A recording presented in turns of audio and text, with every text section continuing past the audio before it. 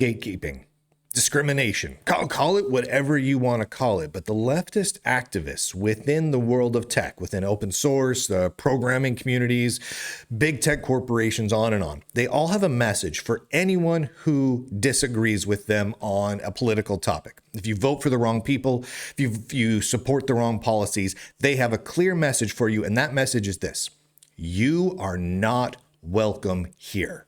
Over and over and over again, we hear that same message nonstop. And this was really driven home yesterday, or actually just a couple of days ago. This was posted by someone I've never heard of over on Mastodon. But the reason it really caught my eye is this post on Mastodon got reshared well over 500 times over the course of a week. And the people that were resharing it weren't just random Joe Schmoes. They were leaders, board members, founders, and presidents of major open source organizations. And they were resharing it across Blue Sky and Mastodon and all of the usual left-leaning hangouts. And so these sorts of ideas, and I'm going to read it for you now, are being supported, spread, and encouraged by those running projects like, GNOME and a variety of Linux distributions and various open source projects that feed into it. And so we have to take notice when they are going down this path. And, well, they've really already gone down this path. So I'm going to read this to you now. Quote, "Advice for community managers. Use the Olivia Hill rule.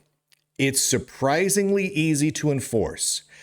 Fascists get really upset and will talk to you about why the rule is bad. You ban them. That's it. That's all the work it takes." Now, what is the Olivia Hill rule? The Olivia Hill rule is no fascists allowed. That's the rule. Now, the Olivia Hill rule came about a couple of years back. When I believe it was one of the tabletop role-playing games, and Olivia Hill was behind one of them, I believe, and created this rule of no fascists allowed. And the idea is simple. You state that your rule is no fascists allowed, and if anyone questions it, they get kicked out. Right? Anyone who questions the rule, no fascists allowed, is immediately kicked out of the game, of the organization, of your company, et cetera, et cetera, et cetera. And it's been dubbed the Olivia Hill rule. Now, and they put this into practice almost immediately, because within a day of the initial posting coming up, or within a couple of days of the post, someone asked the following question: how do you define fascists to be able to determine who to ban? And it's a reasonable question. If your rule is no fascists allowed, okay, well then what is the threshold for understanding what a fascist is, right? So let's go with this. Let's assume we're not using a dictionary definition of fascist, because we're not. Then what is the definition, right? So who is a fascist? So we know who to ban, right? How do we know if someone's a fascist or not if we don't know what the qualities or characteristics are? So someone was asking about that. The individual who posted that original post quickly responded, "So unsurprisingly, the rule keeps working. Behold this person," who immediately asked for a sharp definition of fascist. "This is the kind of person you are ejecting before they cause problems. As close as I can tell from what little information I can glean," this person continues to say, "I don't think this person is a fascist, but he's definitely not someone I want in my spaces. This is why it works."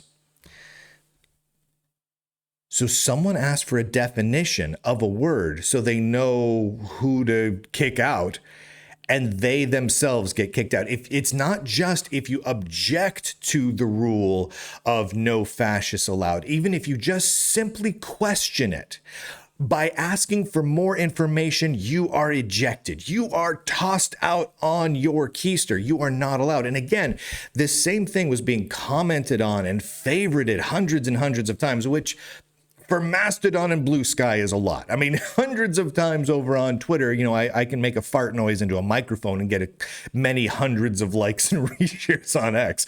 But on Mastodon and Blue Sky, this is a lot. And this is where a lot of the leaders within the open source movement are hanging out, and they're agreeing with this strategy. And we've seen them put this into place many times. Now, the person who posted this goes by the name of Piper Thunstrom and describes himself as a trans lesbian game maker, web developer, and public speaker who is developing a game engine in Python. So it's a trans lesbian Python game engine programmer. So it's a guy that thinks he's a lady or wants to be a lady or something like that, right? And this is an ongoing thing. This is over and over and over again. We're seeing exactly this. I saw something similar posted. I believe this was just last night by a YouTuber named Theo. And this Theo guy, he posted the following: "If you don't respect our trans peers, unfollow me and stop interacting with my community." End quote. And people began asking, they're like, what does that even mean? What do you mean respect our trans peers? You mean respect like agree with trans ideology or the concept that biology and DNA isn't real or whatever it is that trans people think? Like, do I have to agree with that or do I just have to behave in a respectful way? Like, don't throw temper tantrums and start screaming profanities at people, which is mostly, I think, what Theo does on YouTube is he yells profanities at people. But people asked, what do you mean by that? And Theo didn't really seem to have a good answer to that. He just simply did not want anyone who disagreed with him on a political or politicized viewpoint to be following him or interacting with his community. Again, if you hold the wrong view on insert political topic here, you are not welcome. Over and over and over again, we see exactly that. I mentioned this the other day over on X, but there's a very strong, well-documented pattern of leftist activists within open source and programming and big tech, within generally the computer industry, issuing threats of violence against those they politically disagree with. And again, we're not talking about your average rank and file person, not like an open source enthusiast, not like a guy who used Ubuntu once. We're talking about the leaders of all of it, right? Scott Hanselman, the VP of Microsoft, famously has talked repeatedly about how you should commit crimes against people who disagree with you, against white people. Daniel Foray, the guy who founded Elementary OS, made several statements. Actually makes continual statements talking about how people basically threatening violence against anyone who platforms people like me. So if he threatens people, don't allow Lunduke on your podcast. Don't mention Lunduke in your articles. And we see many YouTubers and podcasters and open source organizations have this policy in place as well. I mean, the Gnome Foundation famously has an official policy where if you simply mention the word Lunduke, you're banned for life from Gnome. Unless you mention Lunduke in a disparaging way. Like if you say Lunduke's mean and I hate him, you're allowed to stay. But if you say like, oh, Lunduke wrote this article, or oh, Lunduke had a show, banned for life. Over and over and over again, right? The editor of OS News encouraged people to murder me. I mean, on and on and on. And it's not just the violence. It's a general theme of if you are not in total lockstep with us, you're not allowed. And they don't mean the literal dictionary definition of fascist when they call you a fascist. They don't mean the literal dictionary definition of Nazi when they call you a Nazi. They just are throwing bad words at you, applying words with a negative connotation to you because you are not exactly the same as them, that you don't vote for the same person as them, that you don't think the same way they do on some random politically charged topic. So therefore, you're not allowed. They don't want you in their project. They don't want you to contribute. They don't want you as a user. They don't want you around. They don't want you following them on social media. It's crazy. It's crazy. In fact, Elementary OS just posted this like yesterday. I guess it's time to add a few things on here. We are a queer woman-owned business, and it's owned by a gentleman named Dan Foray, who identifies as a woman now, right? So he's a straight guy, but now he identifies as a woman, which therefore makes him a lesbian. So he's a queer woman-owned business, but he's just a straight guy. And we believe in equality and inclusivity for all our LGBTQIA plus siblings, and then some trans flags. We condemn fascism, white supremacy, and other harmful and oppressive ideologies. We enforce an inclusive code of conduct in our communities, right? And they push this over and over and over again. And when they say we condemn fascism or we condemn white supremacy and other harmful and oppressive ideologies, they kind of mean that to mean whatever they want it to mean in the moment. Right? Fascism doesn't mean, actual fascism. Nazism doesn't mean you're actually a member of the Nazi party. Oppressive white ideology or oppressive ideologies, that could just mean I voted for a Republican one time. Right? White supremacy could literally just mean I want to enforce legal immigration, right? Like you have to actually file your paperwork to immigrate to our country. That could be viewed as white supremacy to them, right? And so we're not talking about the real dictionary definitions of words. They're just saying if you disagree with them on any political topics, you're not allowed. And it's fascinating to me that it's across the board.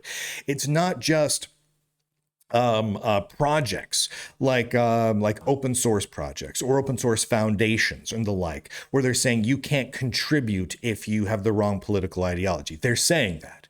But it's also the journalists, the YouTubers, the podcasters. They're coming out and saying flat out, if you don't believe exactly what I believe and express it in a way that I view as acceptable, I don't even want you reading my articles or listening to my podcast or watching my videos.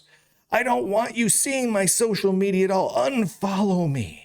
Don't talk to people. You're not allowed to talk to people. You can't talk to people anymore. Stop interacting with people. It's crazy. Now, here at the Lunduke Journal, people disagree with most everything I say. That's just how it is. And that's fine. I've never met a human being where me and that other human being agree 100% on 100% of every topic. I've never met that person. I don't think I'm unique in that regard. Even the people who I disagree or I agree with on so many things, we're going to find stuff we disagree on, and that's fine. That's spicy. That's fun. That challenges each other. That helps each other learn about new things and new ideas, even if we think they're bonkers. I hear stupid stuff all the time coming out of people's mouths. And here's the thing. A whole lot of people hear stupid stuff coming out of my mouth all the time.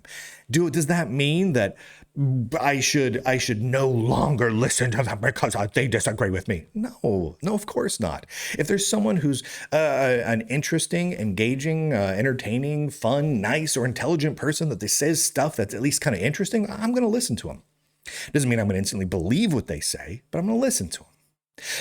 Am I going to tell you, the Lunduke Journal audience, if you don't believe exactly what I believe on every political issue, you can't follow me anymore. Don't follow me. Don't even interact with people who do follow me. No, that's stupid. That's stupid. Come on. It's stupid. It's immature. And it's also stupid. Have I told you it was stupid yet? It's ridiculous.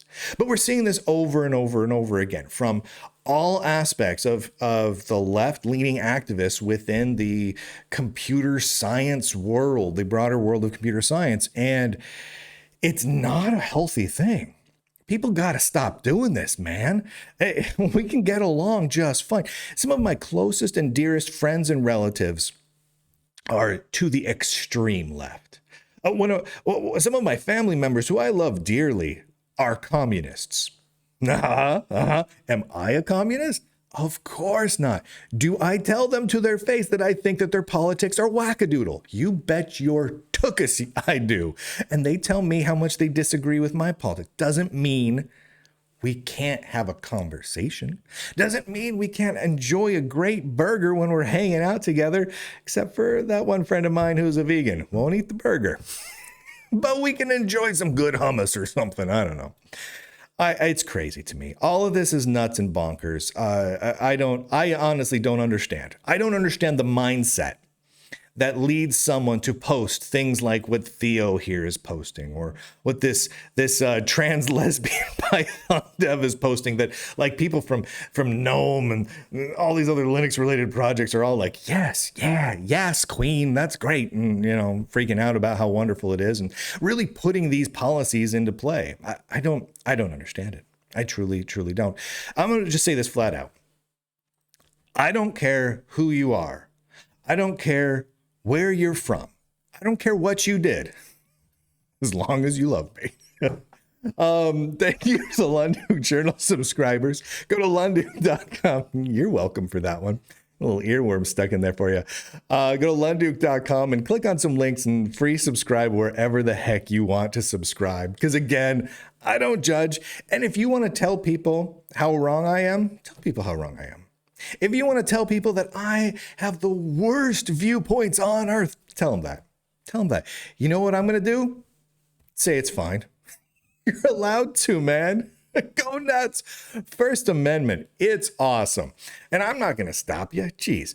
But go over there, lundukejournal.com, and click on some links. And if you want to support the Lunduke Journal financially, I truly, truly appreciate it. We make a point of taking no money from big tech whatsoever. In fact, no money from tech whatsoever. So like, no, you'll never see this show sponsored by Square Swoosh or anything like that on the Lunduke Journal shows. And the reason for that is the moment I do sponsorships, I have to begin considering the words that I say and how they're going to impact a sponsor, which could mean how they're going to impact the corporate sponsors, corporate partners, customers, etc. And I don't want to have to do that. I want to be able to tell you the unfiltered, just unfettered truth about what I am seeing and what I am thinking with my honest analysis. And the moment I take money from big tech, I can't do that anymore. So I don't take money from it, not a single penny, every single month. No pennies whatsoever from Microsoft, from Amazon, or even from smaller computer makers. I just don't allow it because I don't want to be influenced. So whatever you're hearing, honest truth, honest assessment, honest analysis, reporting, journalism, whatever you want to call it, coming right out of my mouth. And that's because of all of you. So head over to lunduke.com and become a monthly, a yearly, or a lifetime subscriber. Get added to the lifetime wall of shame. If you're a lifetime subscriber to the Lunduke Journal and you want to go up here, if you think you have what it takes to put your cojones on the line and be added to this wall, you just email me. My email address is again up at lunduke.com. Become a lifetime subscriber, get added to the wall. You'll notice some people decide to be listed as anonymous. No judgment, or they decide to go by some sort of a code name. Sometimes a code name they don't use anywhere else. Again, no judgment here. However you want to be up there, no problem. And with that, ladies and gentlemen, boys and girls, nerds and nerdettes across the inner tubes, I do declare, end broadcast.